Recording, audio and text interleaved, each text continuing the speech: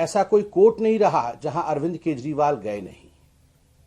Rouse Avenue court से Delhi high court और Delhi high court से सुप्रीम कोर्ट तक रिलीफ के लिए अरविंद केजरीवाल और उनकी टीम गई और उन्हें रिलीफ नहीं मिला।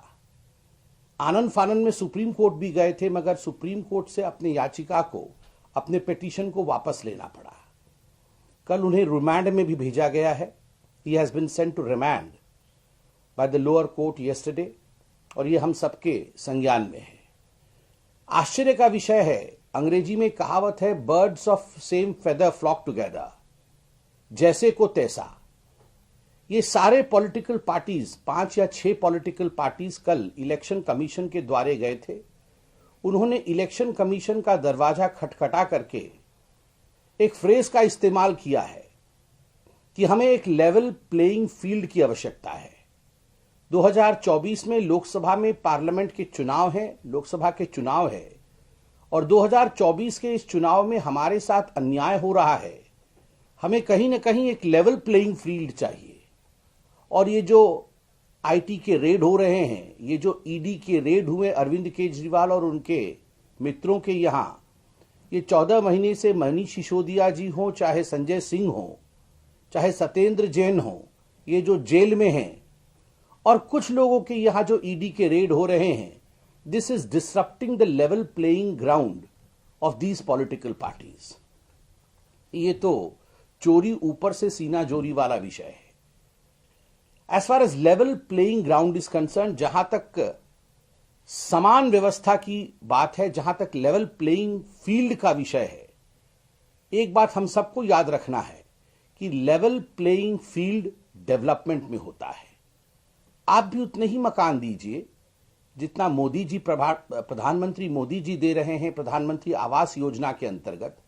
आप भी उतने शौचालय दीजिए लोगों को जो स्वच्छ भारत के अंतर्गत मोदी जी इज्जत घर के नाम से महिलाओं को दे रहे हैं। आप भी मुफ्त राशन दीजिए अपने राज्यों में। आप भी हर घर नल के माध्यम से लोगों के जीवन में जल पहुंचाने का काम कीजिए, सुविधा और सहूलियत पहुंचाने का काम कीजिए, तो आप उसे लेवल प्लेइंग ग्राउंड मानेंगे। आप भ्रष्टाचारी होंगे, आप भ्रष्टाचार करेंगे, you will be corrupt, and then you will say that we should be given immunity in the name of level playing ground. This is not democracy. आप भ्रष्टाचार करेंगे और आप कहेंगे भ्रष्टाचार से हमें सुरक्षा मिलनी चाहिए, एजेंसीज हमारी जांच नहीं करनी चाहिए, क्योंकि हम एक पॉलिटिकल पार्टी है और हम चुनाव में जा रहे हैं। तो यह कानून से परे की बात है, यह कानून की परिधि की बाहर है। मुझे आश्चर्य होता है, ये जो विरोधाभास है इन पॉलिटिकल पार्टीज के बीच में, आपस में जो विरोधाभास है, वह भी पब्लिक डोमेन में है।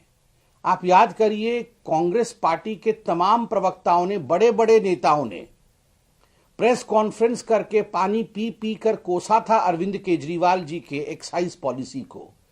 हर एक प्रवक्ता ने, हर एक नेता ने अरविंद केजरीवाल जी को आकंठ भ्रष्टाचार में डूबा हुआ बताया था और यह कहा था कि इस एक्साइज पॉलिसी में हजारों करोड़ रुपए ब्राइब के रूप में या रिश्वत के रूप में, किकबैक के रूप में अरविंद केजरीवाल और उनकी टीम ने लिया है।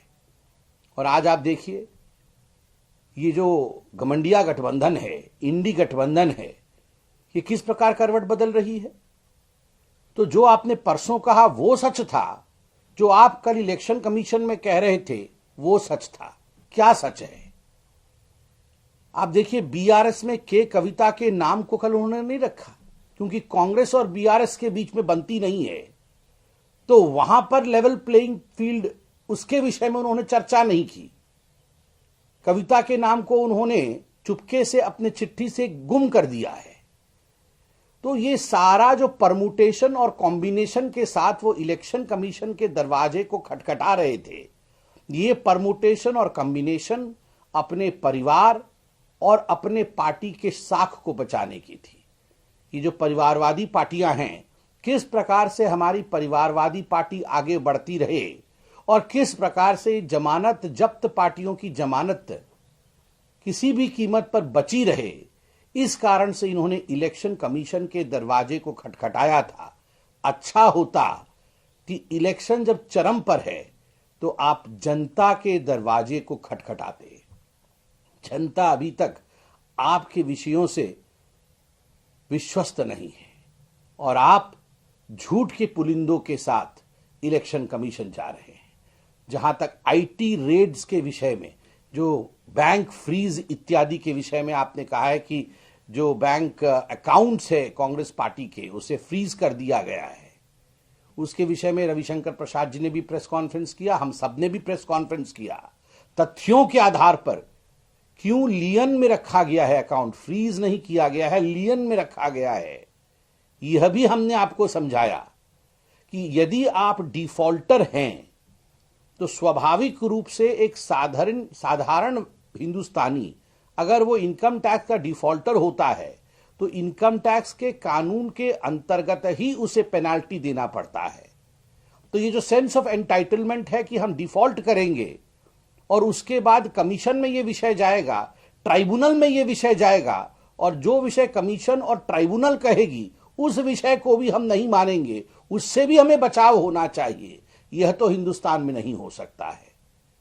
तो इस कारण से मुझे लगता है हर विषय जिसको लेकर ये 6 पॉलिटिकल पार्टीज कल इलेक्शन कमीशन गई थी, कहीं ना कहीं ये विषय भ्रष्टाचार का है, यह विषय डिफॉल्ट का है, यह विषय अन्याय का है। और याद रखिए, बाबा साहेब अंबेडकर द्वारा बना हुआ भारत का संविधान हमेशा न्याय के साथ है, कभी भी अन्याय और भ्रष्टाचार के साथ नहीं है। सत्यमेव जयते।